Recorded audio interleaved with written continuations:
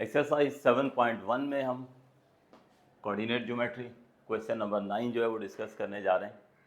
और question number 9 similar है हमारे प्रीवियस क्वेश्चन के जो हमने किया था क्वेश्चन नंबर 7।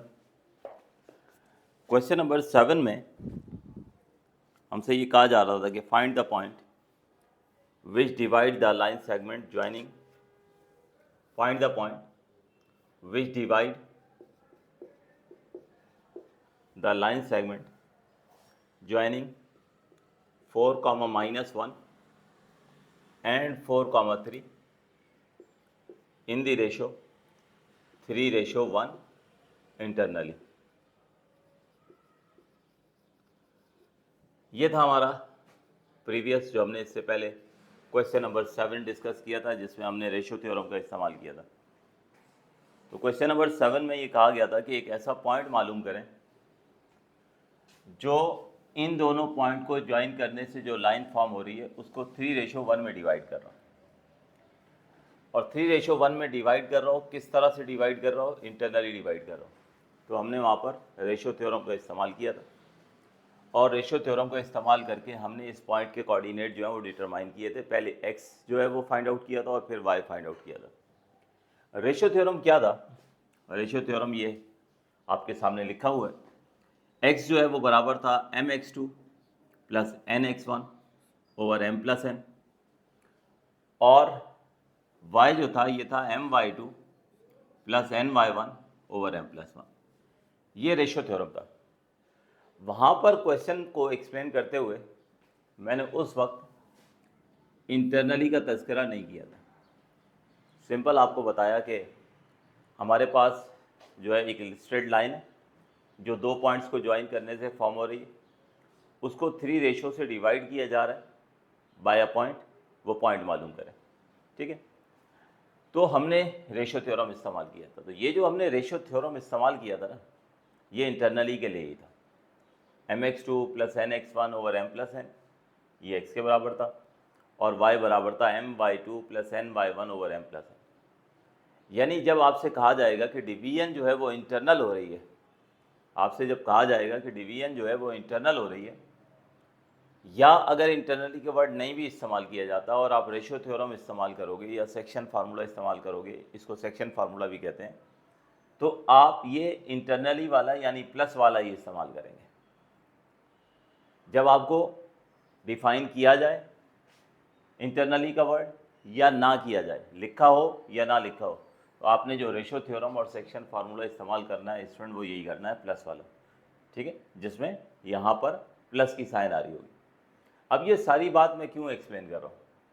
ये सारी बात मैं इसलिए एक्सप्लेन कर रहा हूँ कि अब यहाँ पर हमारे पास यानी लास्ट क्वेश्चन, क्वेश्चन नंबर 7 और क्वेश्चन नंबर 9 में जो डिफरेंस आ रहा है वो ये आ रहा है। अब डिवीजन इंटरनली नहीं हो रही है, अब डिवीजन जो है वो एक्सटर्नली हो रही है।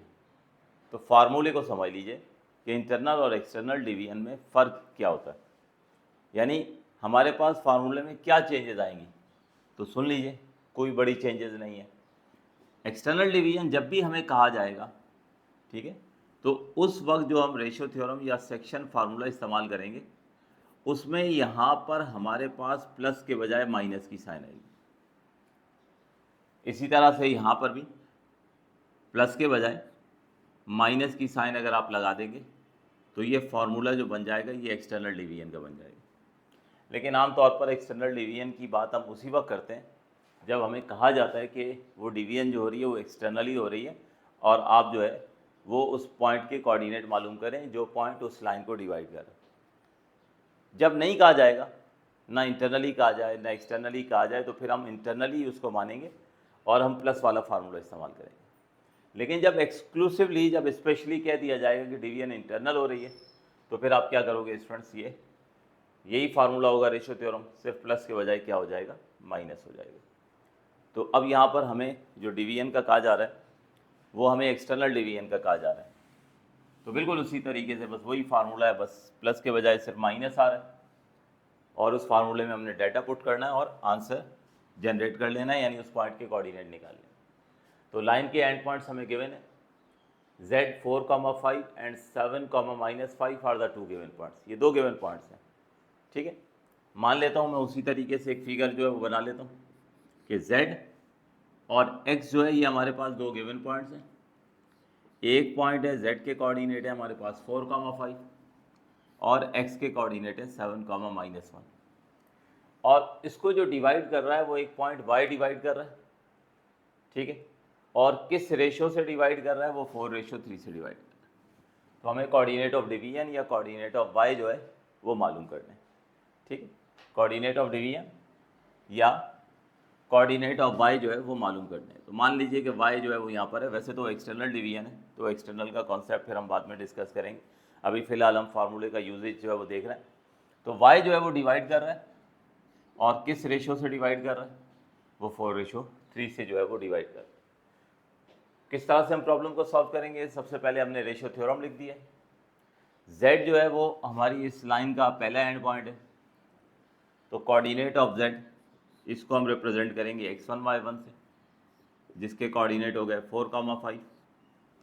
x हमारे पास जो है वो लाइन सेगमेंट का सेकंड एंड पॉइंट है, तो कोऑर्डिनेट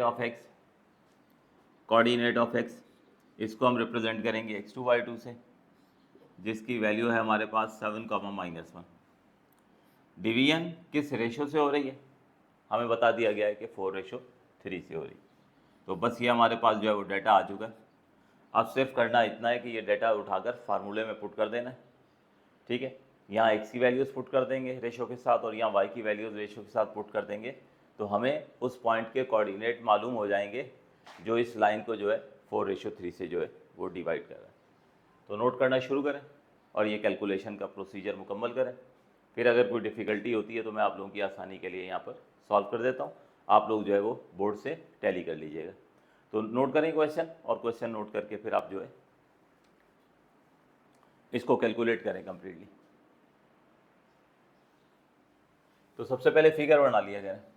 सोल्यूशन इब्तदा करने से पहले मैं साइड पे इसलिए बनाता हूँ ताकि सामने जब डाटा लिखूँ तो ज़रा एक्सप्लेन करने में आसानी हो जाए। तो आप लोग सबसे पहले क्या किया करें, फिगर बनाए करें, सोल्यूशन लिखा करें, और वहाँ पर जो है सबसे पहले फिगर बनाए करें, ठीक है। नोट कीजिए।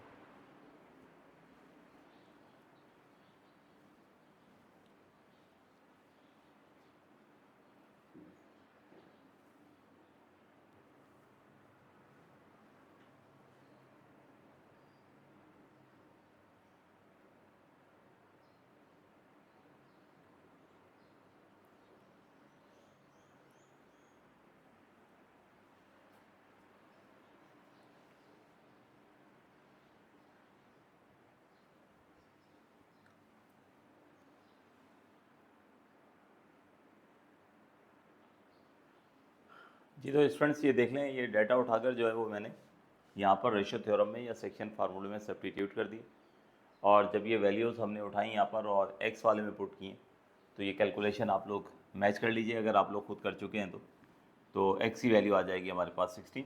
इसी तरह से ये डाटा जब हम y में पुट करेंगे फार्मूला फॉर एक्सटर्नल डिवीजन में, तो y की वैल्यू आ जाएगी -19। तो इस तरह से स्टूडेंट्स फाइनली हमें ये कहा गया था ना कि y जो है वो डिवाइड कर रहा है zx को, तो y के कोऑर्डिनेट मालूम करें, ठीक है। तो कोऑर्डिनेट यानी आपने आंसर ऑर्डर्ड पेयर में लिखना है, तो ऑर्डर पेयर में पहली वैल्यू आप x की लिखेंगे और दूसरी वैल्यू y की रखेंगे। तो इस तरह से आपका जो रिक्वायर्ड पॉइंट है वो 16, -19 है। चूँकि पॉइंट डिमांड किया गया था, तो रिजल्ट जब आप लिखेंगे तो प्रॉपर्ली उसी फॉर्मेट में लिखेंगे जिस फॉर्मेट में आपसे मांगा जा रहा है। ये बात इसलिए कर रहा हूँ कि स्टूडेंट्स यहीं इसको छोड़ देते हैं कि जी x की वैल्यू 16 है और y की वैल्यू 19 है, तो आपसे पॉइंट डिमांड किया गया, तो इसलिए प्रॉपर्ली रिजल्ट की हेडिंग डाल के इसको मेंशन कर दिया करें कि रिक्वायर्ड पॉइंट क्या है। तो इस तरह से हमने वो पॉइंट मालूम कर लिया 16, -19, जो हमारी इस लाइन ZX को जो है वो एक्सटर्नली डिवाइड कर रहा है। ठीक है, तो बस फ़र्क दोबारा से समझ लीजिए कि जब आपसे इंटरनल डिवीजन कहें या मेंशन ना करें कि कौन सा रेशियो थ्योरम इस्तेमाल करना है, यानी डिवीजन इंटरनली हो रही है, या कुछ मेंशन ना करें तो फिर वो प्लस वाला हम यूज़ करेंगे। लेकिन एक्सटर्नल का सिर्फ हमने उस वक्त इस्तेमाल करना है कि जब वो मेंशन करेंगे कि डिवीजन एक्सटर्नल हो रही है, तो उस सूरत में आप क्या करेंगे कि यहाँ पर जो है ratio theorem for external division इस्तेमाल करेंगे। इसमें फ़र्क क्या होता है कि एक्सटर्नल डिवीजन वाले फार्मूले में यहाँ पर माइनस की साइन होती है। तो हो सकता है अगर आपको कोई डिफ़िकल्टी हो तो पहले एक दफ़ा नोट कर लिया करें, ठीक है, और फिर उसके बाद जो है वो मुझसे डिस्कस कर लिया करें। तो कीजिए, इसको नोट कीजिए।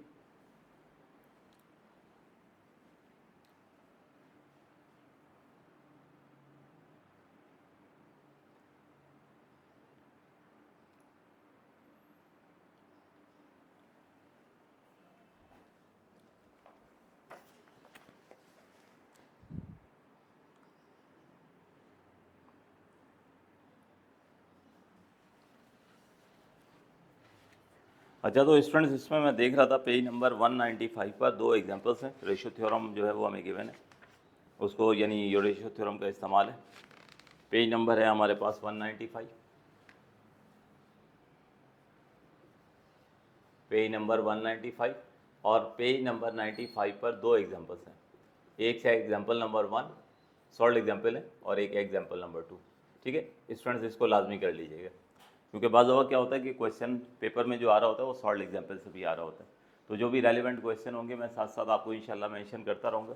तो कोशिश किया करें कि उसी तरह के जो क्वेश्चन हैं हम एक साथ डिस्कस करते रहें। ठीक है, तो एक्सरसाइज ये हमारे पास 7.1 के क्वेश्चन है, उसकी जो सॉल्व एग्जाम्पल होती है पहले उसमें ये मेंशन है, एग्जाम्पल नंबर 1 और एग्जाम्पल नंबर 2। तो एग्जाम्पल नंबर 1 में जो है वो इंटरनल डिवीजन की बात की गई है, और एग्जाम्पल नंबर 2 में एक्सटर्नल डिवीजन की बात की गई है। तो होप सो आप लोगों को आसानी से जो है वो समझ आ जाएगा। तो कर ज़रूर लीजिएगा।